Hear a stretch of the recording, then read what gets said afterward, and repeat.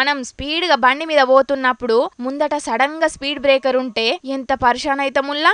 ఏం చేయాలనో అర్థం కాక కొన్నిసార్లు జారి కింద కూడా పడతాం. భూమి మీద బండి నడిపించే మనకే గిట్లుంటే ఇగో గీ అక్క గాలి మోటార్ నడిపిస్తుంటే ఒక్కటే పారి విమానం డోర్లు తెరుచుకున్నాయి. ఇక అక్క పరిస్థితి ఏందో మీరే చూడుండ్రి.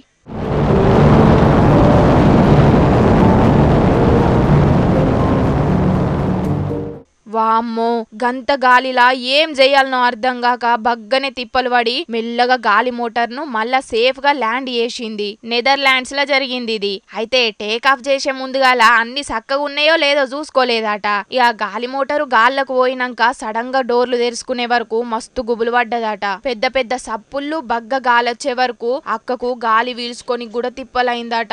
అయినా కూడా దేవుని మీద భారమేసి ఎట్లనో అట్లా గాలి మోటార్ ను నెమ్మలంగా కిందకు దింపిందట. ఇట్లా ఇదంతా అందులున్న కెమెరాల రికార్డ్ అయ్యే వరకు ముచ్చట బయటపడ్డది. అక్క కిందికి దిగినాక 28 గంటల పాటు కండ్లు మొత్తం మబ్బై ఏం చూడలేకపోయిందట.